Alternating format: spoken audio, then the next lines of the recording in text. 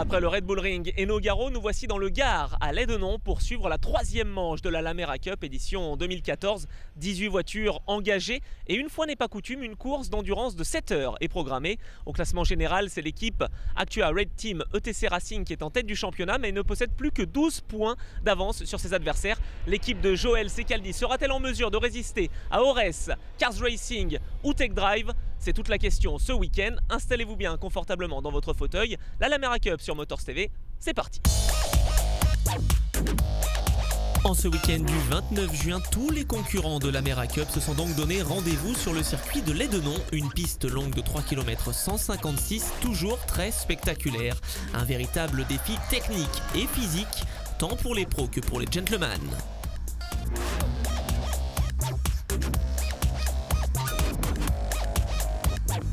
Accumuler des kilomètres sans commettre d'erreur, ce sera la clé ce week-end.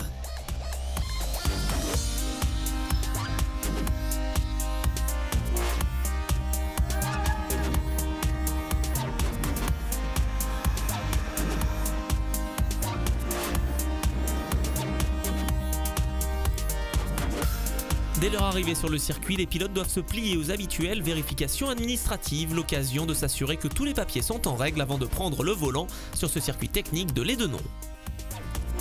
Vous le savez, la Lamera Cup, c'est une formule qui permet à des pilotes débutants de se faire plaisir au volant de voitures très performantes. L'occasion pour ces gentlemen de découvrir la course automobile de l'intérieur. Partons à la rencontre de Soya Yari qui a troqué sa tenue de pilote pour celle de coach ce week-end. Moi je suis à côté toute la journée à leur montrer où il faut être sur la piste, comment il faut s'occuper de la voiture, qu'est-ce qu'il faut faire avec les freins, les gaz, où braquer, les trajectoires, etc. Où se placer quand des concurrents nous rattrapent. Voilà, en fait c'est apprendre, c'est les débuts, l'initiation du métier de pilote. On a des gens qui sont adorables, qui ont envie d'apprendre, qui sont passionnés par la course et par l'automobile. On partage la même passion et j'essaye de leur donner toutes les ficelles qui vont leur permettre de découvrir une course et de faire une course agréable. En montant dans la voiture, ils sont déjà à 200 pulsations minute. Ils sont excités comme c'est pas permis et ce qu'il faut c'est les calmer, essayer de les canaliser. C'est pas toujours évident. Et avec un instructeur si expérimenté, le plaisir n'en est que plus grand pour ces gentlemen drivers. Gentleman, ça veut dire que c'est la première fois que je participe à une course, puisque là, cette fois-ci, c'est chronométré. Donc, avec la famille Ayari et Soleil en l'occurrence.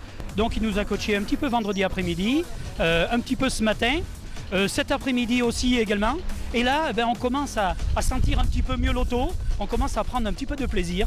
Vraiment, on voit une progression importante à la fois entre le premier jour de roulage qui était hier vendredi et cet après-midi, là, en 24 heures, moi je vois j'ai gagné pas loin de 5 secondes sur un tour en 1,40. Donc je suis très content et je dirais voilà, c'est bien un bon coaching sur une belle course comme ça. C'est important d'être bien encadré pour ne pas prendre de mauvaises habitudes et puis après être déçu du sport automobile et de la course auto. Alors bon, j'ai fait quelques 360, bon c'est vrai que ça ressemble un petit peu à la danse classique, il y a des endroits, mais franchement je m'en sors bien parce que je touche du bois, j'ai rien touché, je suis pas parti trop dans les graviers, j'ai pu remettre l'auto dans le sens de marche et j'ai pu repartir. Et quelles sont les modalités d'engagement finalement pour venir dans une course comme la Lamera Cup? Les modalités sont très simples en fait, on loue une voiture, donc on paye une location de véhicule sur le week-end avec les mécaniciens, l'assistance, un roulage. Et puis après il y a tout simplement une licence à la journée à prendre sur le week-end de 140 €. Donc voilà, c'est simple, il faut faire un petit chèque pour louer la voiture si vous n'en avez pas. Et puis après s'habiller la combinaison puisqu'il faut une combinaison homologuée FIA, donc ça demande un investissement, le casque, tout est en vêtements inifugés. Mais c'est vraiment un moment fantastique, je crois que ça vaut vraiment le coup de le faire. Enfin moi qui suis passionné de sport auto, qui roule un petit peu, c'est vraiment une autre expérience de la course automobile où vraiment c'est très grisant et vraiment les sensations sont au maximum et on sent sa progression avec le coaching et ça c'est super. Mais avant de disputer la course, tous les pilotes doivent assister au briefing officiel dispensé par le directeur de course. Rappel des règles de sécurité élémentaires, des drapeaux et des procédures à respecter pour tous les concurrents afin de cohabiter parfaitement sur la piste.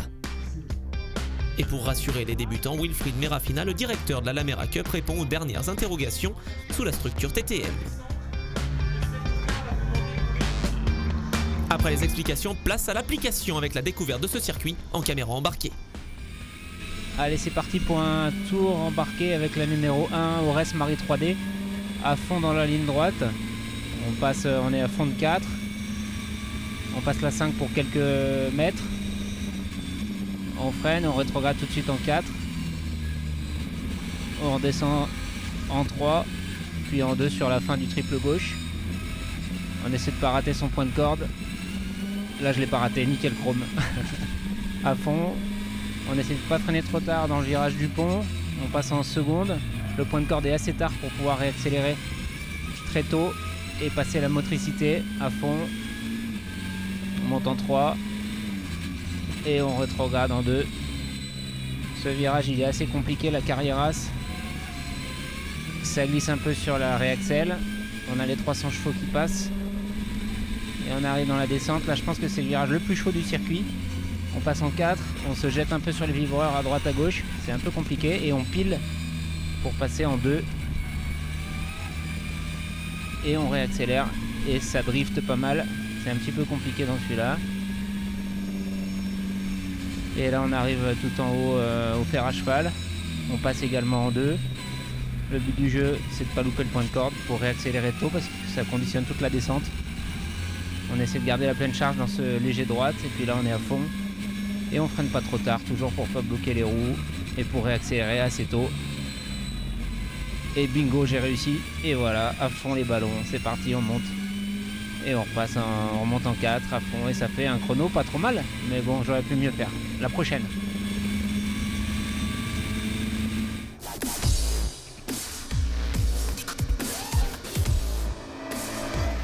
Après 2 séances d'essais libres de 2h30 chacune pour permettre aux pilotes de se familiariser avec leur voiture et à la piste, les qualifications d'une durée d'1 heure promettent d'être très disputées. Les pilotes références du championnat tels qu'Emmanuel Orgeval dans la 16 ou Christian Dominieux dans la 19 vont devoir se battre face à Bruno Besson, ancien pilote de Formule 3 au volant de la 10 ce week-end, ou encore Olivier Pernaut dans l'Aurès Marie 3D numéro 1. Les pilotes attaquent d'entrée de jeu et c'est Pernaut qui tire le premier avec un temps d'une 35 937. Orgeval, voiture numéro 16, améliore peu après pour le Tech Drive en 1:35 269. La tension est à son comble, la pole position rapportant 15 points de bonus, il ne faut donc pas se rater. Les leaders du championnat actuel Red Team ETC Racing numéro 19 ne signent qu'un chrono moyen, 1:37 491, pas suffisant donc pour se battre aux avant-postes. Et devant, justement, Bruno Besson fait parler la poudre, 1:34 859. Bonne surprise du côté de la voiture H-Racing numéro 31 qui a semble-t-il trouvé de bons réglages, 1:36 450. Olivier Pernaut retente sa chance, il essaye d'améliorer son chrono précédent mais ne peut faire mieux que le 3e temps, 1:35 458. Pas suffisant donc pour faire la pole. Emmanuel Orgeval est de retour en piste, ses équipiers lui laissent le soin de se battre pour tenter de décrocher la pole. 1:34 294 pour le français, c'est le meilleur temps de la séance jusque-là. Mais attention à Bruno Besson, il reste dangereux, il peut encore améliorer son chrono. Dans l'équipe Tech Drive, on est tendu. Le champion 1998 de Formule Renault tente tout ce qui est en son pouvoir, mais il ne pourra faire mieux qu'1:34 862. Dans le clan Tech Drive, c'est la joie, première pole position de l'année pour l'équipe. Manu, ça s'arrange. Ça s'arrange. Super, super. Allez, 15 points dans la besace.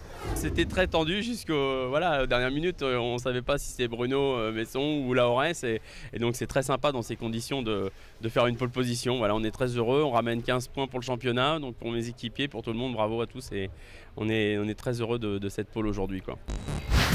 Après une séance de qualification sous haute tension, c'est bien la numéro 16 qui partira en pole devant la 10, la 1 et la 12.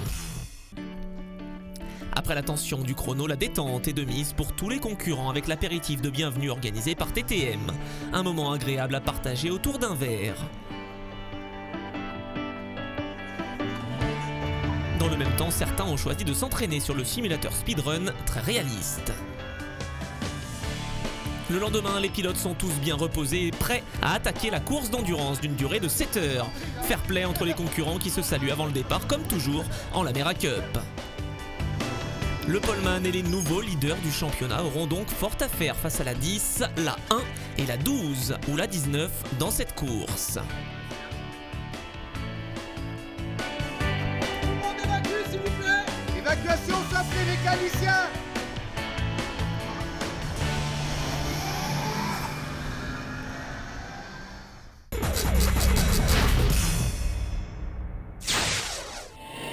Nous sommes toujours sur le circuit de l'Ednon pour suivre la 3e manche de l'Amera Cup et on se prépare à s'élancer pour une manche d'une durée de 3h30 avant la pause déjeuner.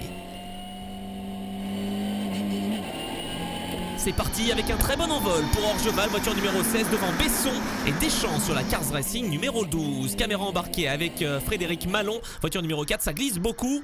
La numéro 16 se rate un petit peu dans le premier virage et écarte sa trajectoire. Bruno Besson, dans 2 bandets patents, il en profite pour prendre la tête.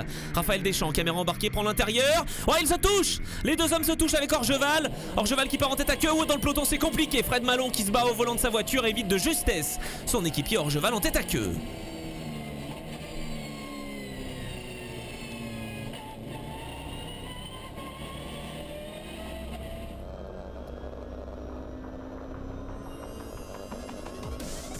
La numéro 16 est repartie mais doit tout de suite s'arrêter au stand, roue arrière gauche endommagée, séance de mécanique pour l'équipe Tech Drive qui doit perdre le moins de temps possible dans les stands. Je ma place, Bruno est derrière, il prend l'intérieur, donc je me remets derrière Bruno et la 12 vient percuter.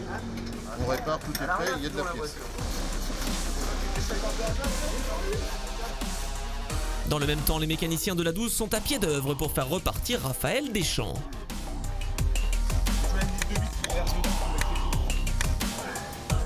Qu'est-ce qui s'est passé avec Emmanuel Orgeval? Donc c'était bien Monsieur Orgeval dedans. Ce qui s'est passé, c'est qu'il a pris une trajectoire un petit peu différente dans les 2 premiers virages. Je sais pas s'il s'est loupé sur le premier, mais en tout cas il était très externe. Et du coup moi j'ai suivi Bruno Besson, il me semble, à la corde. Et là Bruno Orgeval est revenu en fait sur une trajectoire à la corde alors que j'étais là. Et malheureusement j'ai pas pu faire grand chose, ça a touché. La 16 va repartir à 7 tours des leaders après un très bon travail des mécaniciens.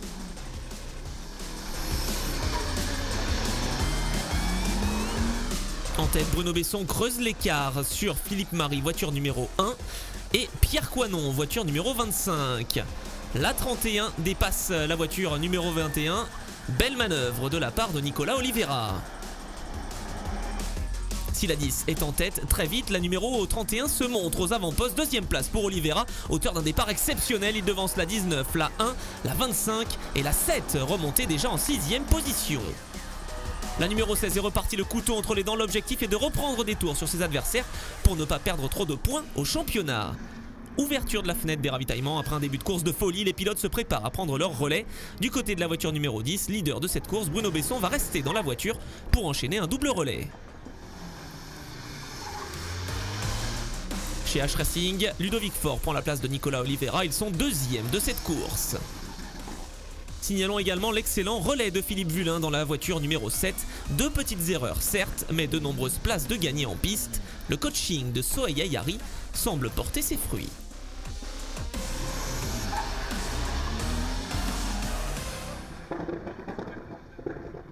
J'en ai fait 2. Tout était que j'avais vu. Et bah voilà, t'as fait ton quota. Impossible de remettre point mort, marche arrière, j'étais face le bac. Ah ouais. Bruno Besson continue son cavalier seul. L'objectif est de prendre un tour d'avance à son poursuivant direct avant la pause déjeuner. Il possède plus d'1 minute d'avance sur la numéro 25. Le pari est en passe d'être gagné. 3e place pour la numéro 19 alors que la 16 effectue le meilleur tour en course en 1:33,997. Besson, voiture numéro 10, mène la danse et tente de se défaire des retardataires. Voiture numéro 27 et ça va être l'entrée en piste du safety car en mécanique justement pour cette voiture numéro 27 du Randon Racing. On va écouter le nouveau team manager de l'équipe ce week-end. Sortie du droit avant le fer à cheval, cardan qui a lâché. Donc, rupture de cardan, bon, rien de grave mais c'est un peu embêtant parce que là on va retomber dans les profondeurs du classement. Bruno roulait très bien, là il était remonté dans les 10 premiers donc c'était super sympa. Mais maintenant, on ne pourra plus que remonter, quoi. Malgré tout, on reste positif dans l'équipe. La formule de la Lamera Cup plaît toujours autant à ses pilotes. Moi, cette formule me convient très très bien, c'est très convivial, il y a quand même une voiture très compétitive et c'est très agréable, on se régale, on se détend, c'est vraiment la détente, quoi, à part les ennuis mécaniques. Retour en course après la période de voiture de sécurité, la voiture numéro 10 mène toujours mais son avance a été réduite à néant. Bruno Besson a laissé sa place au Doc, le champion 2012 de la série. Deuxième position pour la numéro 25 qui est revenue dans les échappements du leader alors que la numéro 19 occupe une très belle troisième position devant Laurès Marie 3D numéro 1.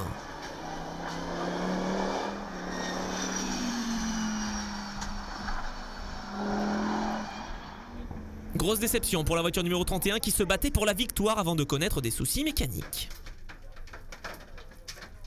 J'ai eu l'accélérateur qui est resté à fond bout à la ligne droite. Donc à 220, tu freines, il n'y a rien. Donc heureusement que le bac à gravier est très très large, j'ai rien touché, mais je pensais bien le traverser. Simplement le ressort de rappel de l'accélérateur qui a cassé. Et bon, bah, ça aurait pu être pire, on aurait pu casser toute la voiture. Donc j'ai rien, la voiture a rien, simplement beaucoup de nettoyage et voilà quoi. Et puis la course malheureusement finie pour l'instant. On retrouvera l'équipage de la voiture 31 au Castellet avec l'allemande Hélène Laure. Pendant ce temps, pas de changement en tête. La voiture numéro 10 mène et doit se défaire des retardataires. La 25 est deuxième, toujours dans le même tour et en embuscade. Pour la troisième position, ça chauffe avec Philippe Marie qui va se défaire de la voiture numéro 19 au premier virage. Une place de gagné pour les champions en titre qui montent sur le podium provisoire. Journée galère en revanche pour la voiture numéro 12 du Cars Racing qui connaît des problèmes de pompe à essence, retour au stand et réparation obligatoire. Et quelques instants plus tard, c'est même l'incendie rapidement maîtrisé fort heureusement. Sébastien Macchieraldo aurait certainement aimé meilleur cadeau pour son anniversaire. Sur la piste, ça chauffe également avec la voiture numéro 25 qui est revenue sur la 10. Julien Debain est bien décidé à prendre l'avantage sur son adversaire avant la pause. Et ça va passer quelques instants plus tard, une très belle opération pour l'équipe Tech Drive Intermarché. La troisième position est occupée par la voiture numéro 1 qui est juste devant la 2. Une voiture numéro 2 qui effectue une excellente performance. L'équipe Racetrack Motorsport pour cette dernière salve de ravitaillement s'active.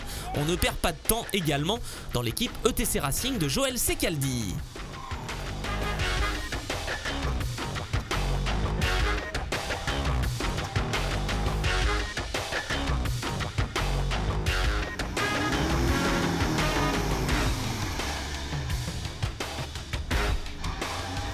Chez Tech Drive, dernière petite inquiétude avant la pause avec un problème de démarreur. Fort heureusement pour eux, Daniel Jaubert va couper la ligne en tête de cette première partie de course dans le même tour que la voiture numéro 10 et la voiture numéro 1.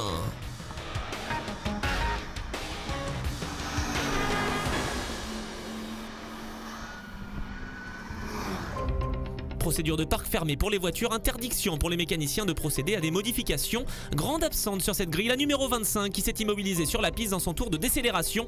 Le leader de la course devra donc partir des stands, mais sera donc toujours dans le même tour. Pendant ce temps-là, les pilotes profitent de cette pause déjeuner pour se restaurer avant l'effort.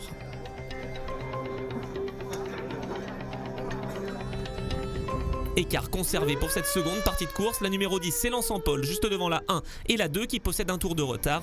La numéro 25 s'élance des stands et devra se frayer un passage dans le peloton pour recoller aux deux leaders. Meilleur envol de la voiture numéro 10 devant la 1 et la 2 alors que Frédéric Malon, voiture numéro 4, prend un très bon départ à l'extérieur. La 10 possède déjà quelques secondes d'avance sur la numéro 1 alors qu'on va terminer le premier tour. La 16 qui a connu une première partie de course difficile effectue une belle remontée et va même se dédoubler face à la voiture numéro 10. Orgeval et ses équipiers sont maintenant 7e à 5 tours du leader. Sans un cardan cassé, la numéro 19 aurait pu faire une bonne opération au général, mais l'équipe Actua Red Team se trouve désormais 8e à 10 tours. Derrière, la numéro 1 occupe la deuxième position alors que la numéro 25 remonte sur la piste. Elle se défait de la numéro 31 et de la numéro 19.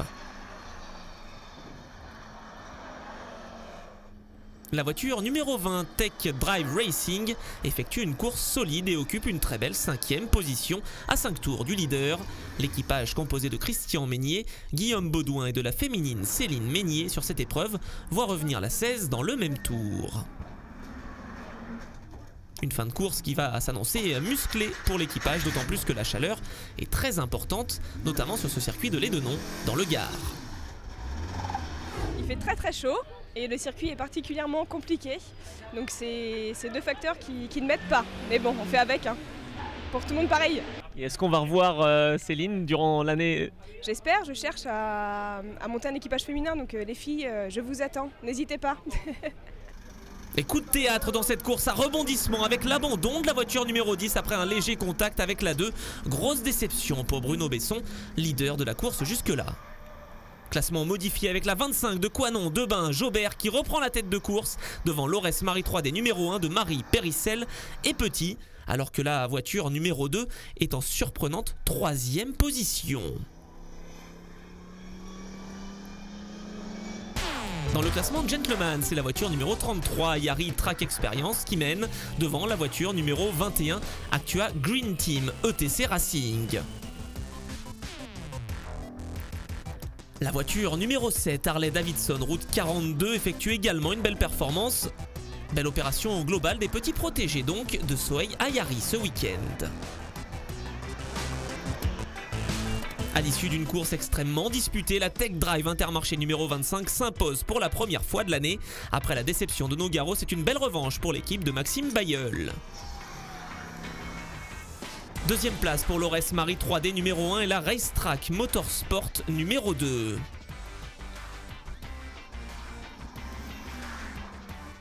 Une voiture numéro 2 pilotée par Bergoda, Wissun et Vidalink qui avait déjà créé la surprise au Red Bull Ring et qui confirme sa bonne forme ici à Lédenon.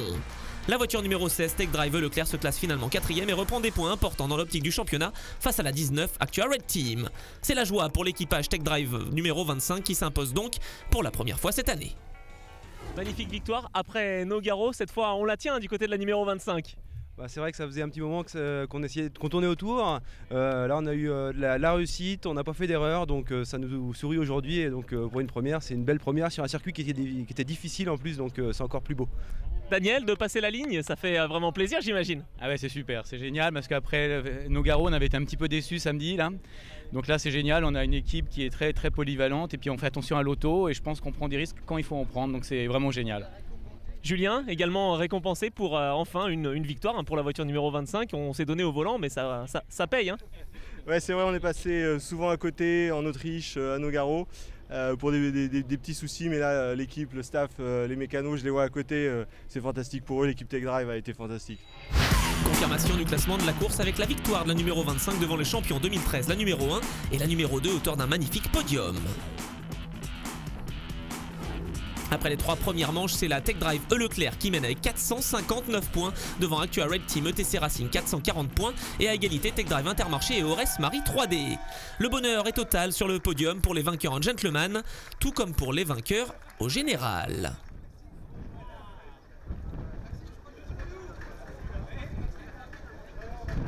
Voilà comment se termine ce week-end de Lédenon. Une très belle victoire de l'équipe Tech Drive. On se retrouve le week-end du 13 juillet prochain. Ce sera encore sur Motors TV. Merci à tous pour votre fidélité et à très bientôt. Salut!